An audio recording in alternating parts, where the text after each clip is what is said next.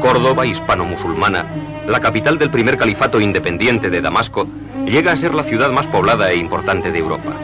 Como señal de independencia, las mezquitas españolas, centros de la vida religiosa de los musulmanes, no se orientan ya hacia la Meca como en el resto del mundo, sino hacia el sur, hacia el intrincado desierto, cuna de los conquistadores de Al-Ándalus.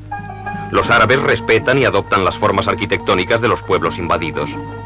De Bizancio toman los mosaicos y la ornamentación. De Mesopotamia, la bóveda de yeso y también la ornamentación.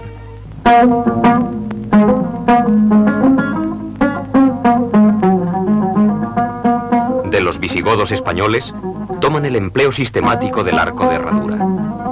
La mezquita de Córdoba, la más importante de todas las occidentales, empezó a levantarse sobre la antigua basílica visigótica de San Vicente, cuyos sillares y capiteles perduran en algunas partes. Las columnas proceden de antiguos monumentos romanos. El arte musulmán toma y fusiona todos los elementos a su alcance. Es un arte de asimilación. 8 siglos de permanencia árabe en España, abundantes en épica, pero más todavía en relaciones pacíficas e intercambios culturales, cristalizaron en un auténtico arte hispano-musulmán, incólume hasta nuestros días, singular dentro del contexto europeo.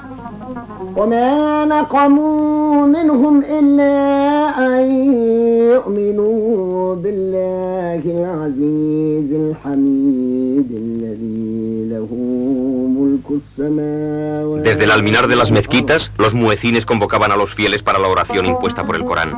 Llamada la Giralda por la estatua giratoria de la fe, que actualmente la remata, el alminar de la mezquita de Sevilla, con sus 3 cuerpos superpuestos, está considerado como la más bella torre del Islam. La parte musulmana solo tiene 3 cuerpos, pues el de las campanas fue añadido en el siglo XVI.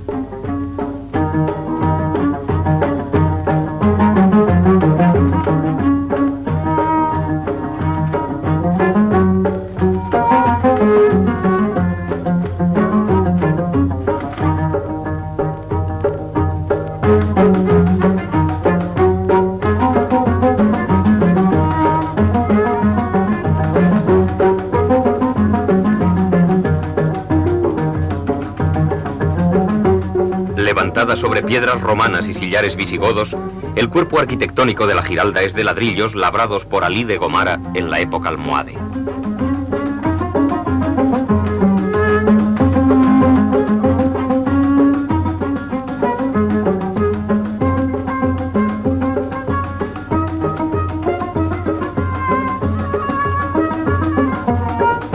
La mezquita de Sevilla ha desaparecido casi por completo. Sobre ella se edificó la catedral gótica.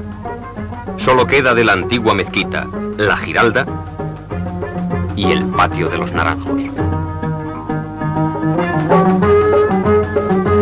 Procedentes del desierto árido y vasto, monótono e infinito, los árabes dejan en todas sus creaciones la huella de su obsesión por el agua y las plantas. El agua es geométricamente distribuida en sutiles canalillos y acequias que riegan todavía los naranjos cantados por los poetas arábigo-andaluces en versos de un fervor casi amoroso.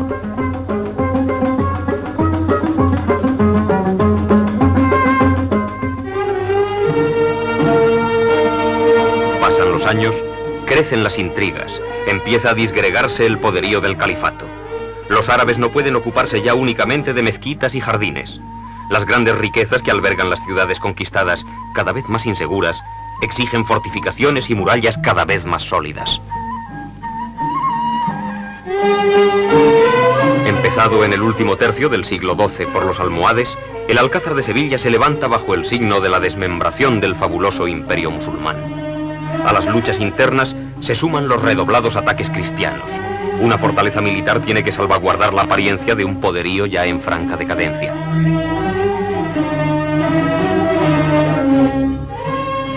Edificado sobre elementos califales y visigóticos, proseguido por alarifes moros y mudéjares contratados por los reyes cristianos, concluido en épocas posteriores por sus sucesivos dominadores, el Alcázar de Sevilla, con su variedad de estilos, es fiel reflejo de la simbiosis de culturas que, más allá de las contiendas propias de 2 pueblos en lucha, caracteriza la síntesis cultural del arte hispano-musulmán. Fruto de la obsesión del árabe por el agua, de su amor por los árboles y plantas, son los innumerables jardines que sembraron a su paso en palacios y fortalezas.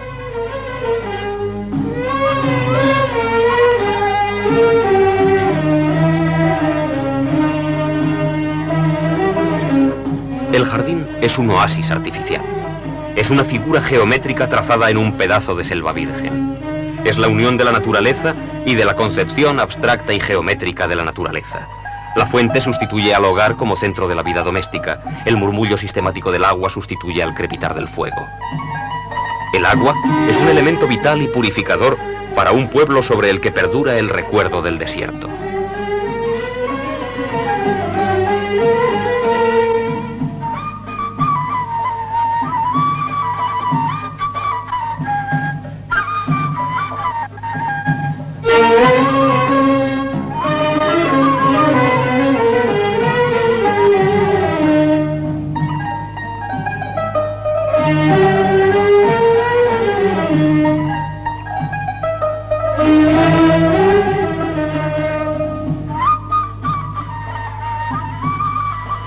En contraste con este amor a la naturaleza, el arte árabe huye de la representación realista de la naturaleza.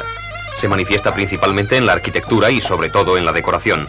Por eso casi no existen las artes figurativas. El desarrollo de la pintura y la escultura es casi inexistente. ¿Es esto consecuencia del temperamento abstracto de los árabes? ¿Obedece a motivos religiosos? La tradición sostiene una prescripción tajante y terrible. Los hacedores de imágenes serán castigados el día del juicio final. Está vedada la reproducción de la figura humana y de los animales. Otra prescripción iconoclasta puntualiza que la prohibición se refiere sobre todo a las imágenes que dan sombra, es decir, a las estatuas. Se consideraba un impío gesto de soberbia, una competencia sacrílega con la divinidad, la creación de imágenes que repiten la vida, que intentan imitar e igualar el acto creador de Dios. Sin embargo, puede demostrarse que este odio religioso a las estatuas es heterodoxo. Mahoma no prohíbe explícitamente ningún arte figurativo. Ningún versículo del libro santo puede invocarse como fiscal.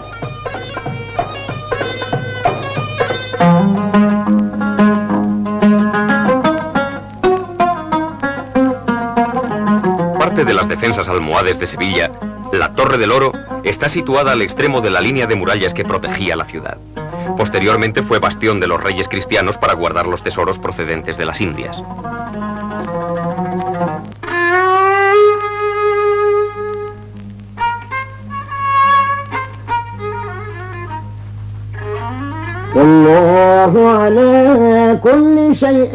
A semejanza y evocación de la gran mezquita sevillana, proliferaron pequeñas mezquitas, como la de Cuatro Habitán, en el pueblo de Bollullos de la Mitación, próximo a Sevilla.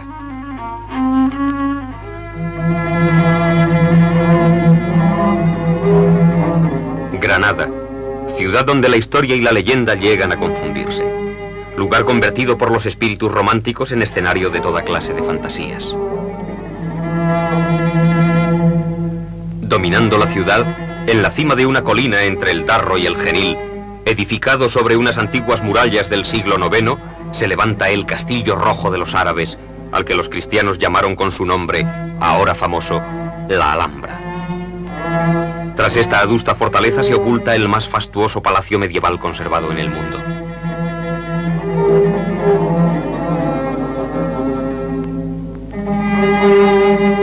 Último reducto del dominio musulmán en España, Granada sucedió a la legendaria y desaparecida Elvira para convertirse en el centro político y cultural de los reinos de taifas.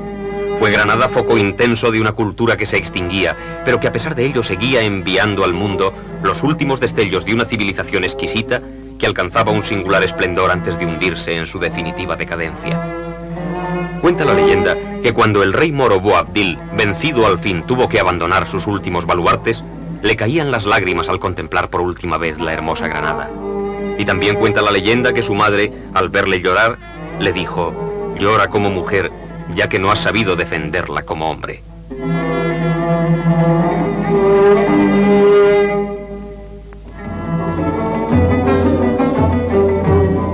La Casa Real Vieja de la Alhambra se compone de 3 palacios. El primero, llamado Mesuar, estaba destinado a la vida burocrática y judicial del rey y a la reunión del Consejo Real.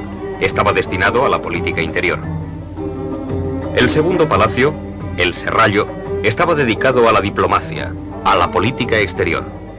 El tercer palacio, el Harem, estaba formado por las habitaciones del rey.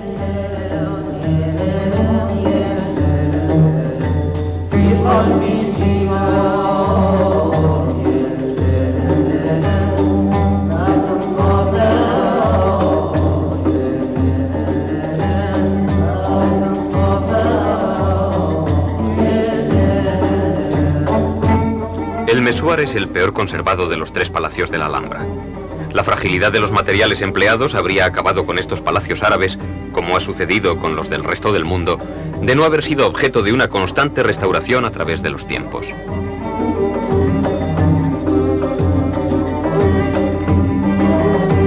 Cada uno de los palacios tiene sus dependencias dispuestas en torno a un patio, y en cada patio hay una fuente o un estanque.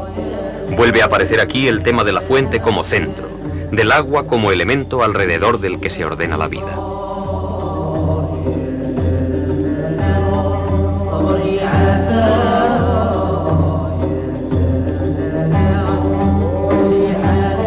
La techumbre del cuarto dorado del Messuar. La arquitectura se convierte en decoración y la decoración en orfebrería.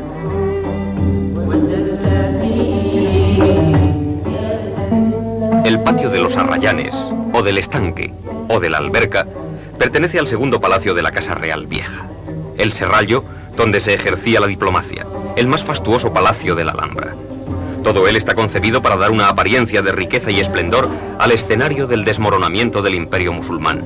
El Serrallo es como el inmenso decorado teatral de un mundo que se derrumba. La cerámica, la talla en estuco y la carpintería contribuyen al lujo de este palacio, ocultando piadosamente con su recargada escenografía la pobreza de los materiales con los que está construido.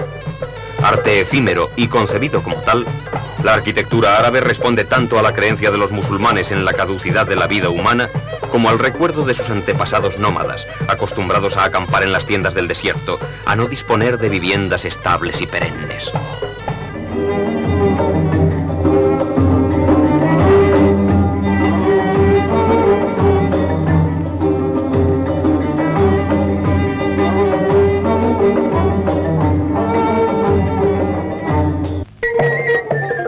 El Salón de Comares, o de los embajadores, fue el centro de la vida política en los últimos tiempos de la Granada musulmana.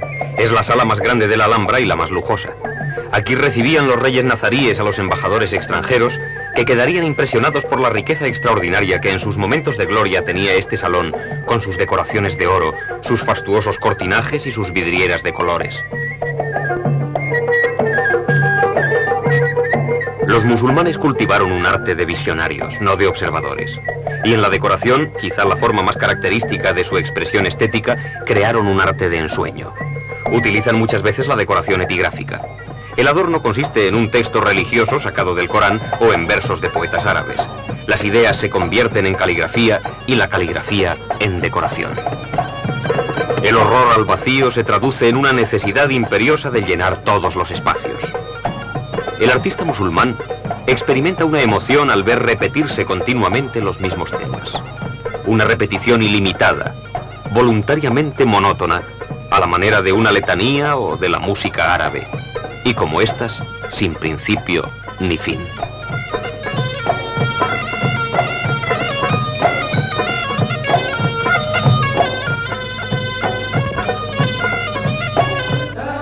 Tercero de los palacios de la Casa Real Vieja de la Alhambra, el harem estaba dedicado a la vida particular e íntima del sultán. El Patio de los Leones, centro del harem, ofrece uno de los escasos grupos escultóricos que se conservan del arte musulmán. Tanto por las estatuas como por la disposición del patio, que se aparta del arquetipo granadino, es evidente la influencia cristiana, debido sin duda a las relaciones de su constructor con el rey cristiano Pedro el Cruel. Pero la fastuosidad y el sentido ornamental que muestra todo el palacio es típica del arte musulmán, en el que, como ha dicho un gran poeta, se somete la naturaleza a una geometría, a un tiempo implacable y elegante. Inclusive el agua se convierte en geometría. Encerrada en canales y estanques, se distribuye en espacios geométricos. Es visión, chorro de agua que cae sobre una fuente de piedra. El oído, arrobado por la repetición de una misma rima, escucha el son del agua al caer sobre la piedra. El Palacio del Harem consta de varias salas que desembocan en el Patio de los Leones, centro unificador de dicho palacio. De estas salas mostraremos la de los reyes, la de los abencerrajes y la de las dos hermanas.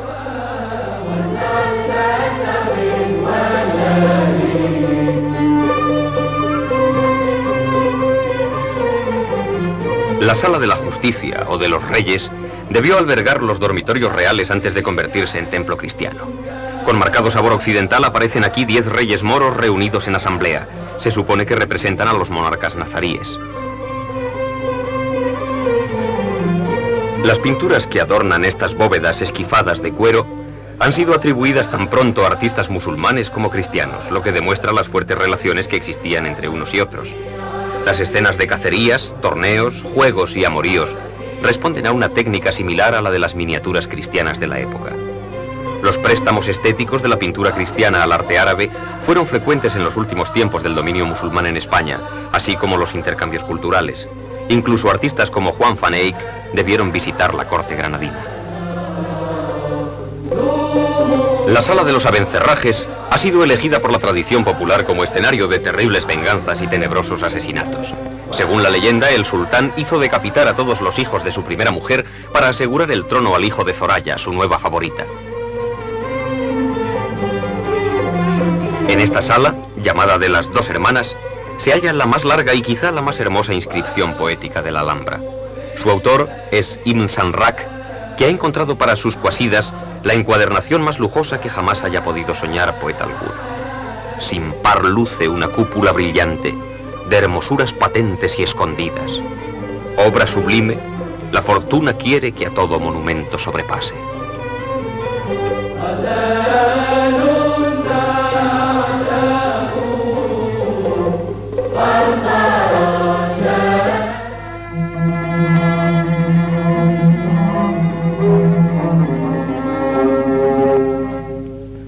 La Alhambra nazarí, que se erguía coloreada y luminosa sobre el verde pedestal de la Vega, va a contemplar la inauguración de los asesinatos dinásticos que harán de la Granada moribunda un escenario de tragedia. Monumento nazarita como la de Granada, la Alcazaba de Málaga es una de las más bellas fortalezas árabes de España. La Alcazaba se asienta en el monte como en un trono, y Dios la ha colocado en un lugar excelso, decía Ibn el-Jatib de sus tiempos de esplendor.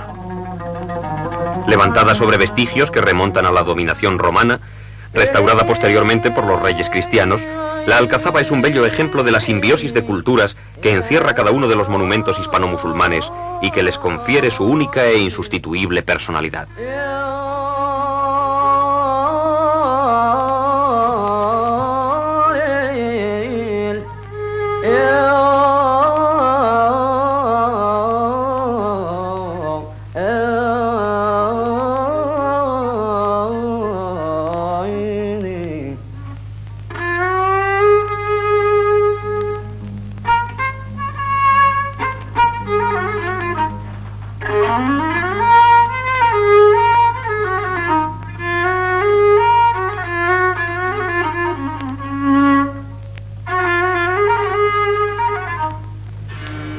A medida que avanza la Reconquista, quedan dentro de los reinos cristianos importantes núcleos de población musulmana.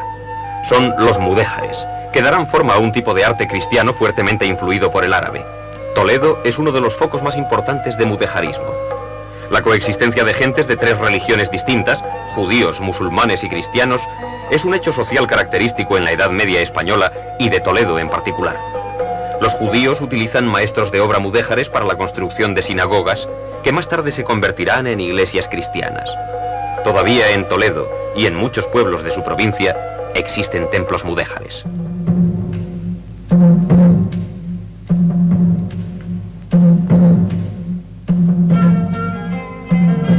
En la corona de Aragón, los mudéjares forman una parte muy importante que llega a alcanzar en ciertos momentos un 50% de la población total.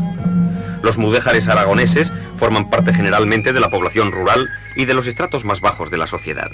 Obreros y artesanos monopolizan prácticamente algunas profesiones, como las relacionadas con la construcción.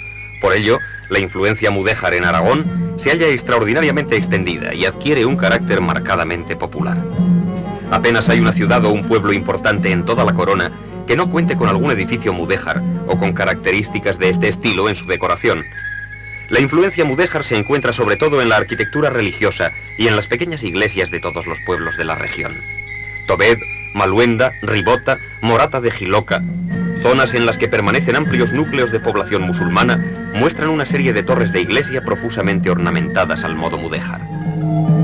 Los interiores se adornan con zócalos de azulejos, frisos de ataurique y techos de mocárabes dorados y policromados que prestan una hermosa apariencia de riqueza a los pobres materiales empleados.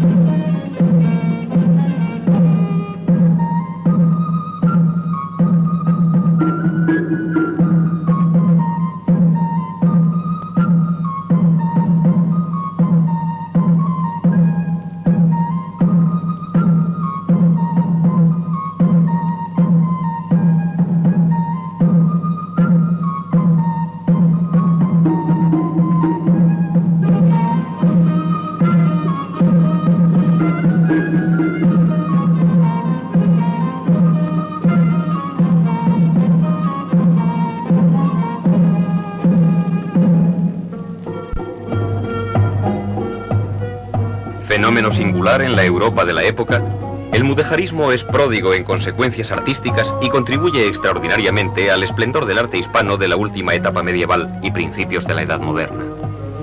El arte mudéjar se combina a veces con las estructuras góticas, como en la SEO de Zaragoza, contribuyendo así a la gran evolución del arte hispano medieval. Además de la supervivencia de importantes núcleos musulmanes en territorio cristiano, la coexistencia del poderoso reino de Granada en el suelo peninsular contribuye en gran medida al enorme relieve que alcanza este arte. Los cristianos admiran y envidian la fastuosidad decorativa propia del estilo arquitectónico árabe. Profusamente ornamental, como hijo del árabe, el estilo mudéjar crea obras deslumbrantes por su aparente riqueza, con materiales económicos como el yeso, el ladrillo y el barro vidriado.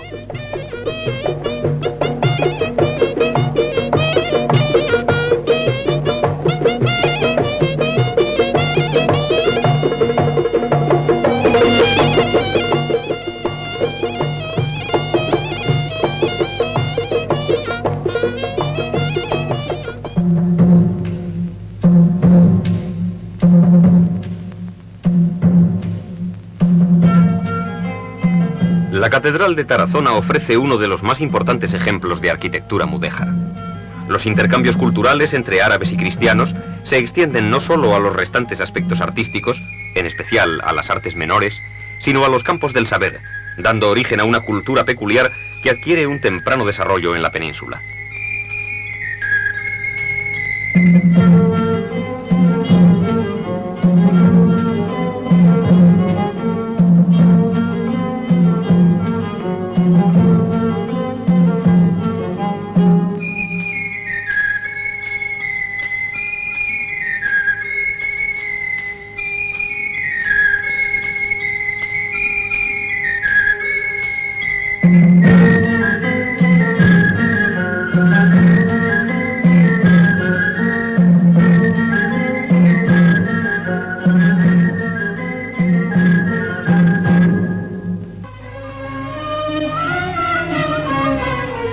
Entre las numerosas torres mudéjares de Aragón, Destacan por su gran belleza las del Salvador y de San Martín, en Teruel, cuya enorme semejanza ha dado origen a una bella tradición. 2 cuadrillas de alarifes trabajaron simultáneamente en la construcción de las 2 torres en competición. El jefe de la cuadrilla que primero terminara se llevaría el premio instituido, la mano de una doncella.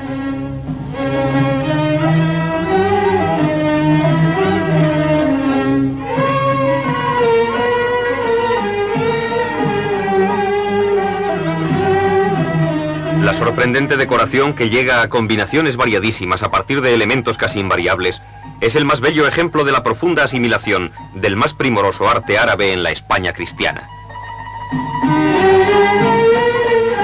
Córdoba, Sevilla, Granada, Málaga, Toledo, Aragón, brillantes jalones de la ruta del incomparable arte hispano-musulmán.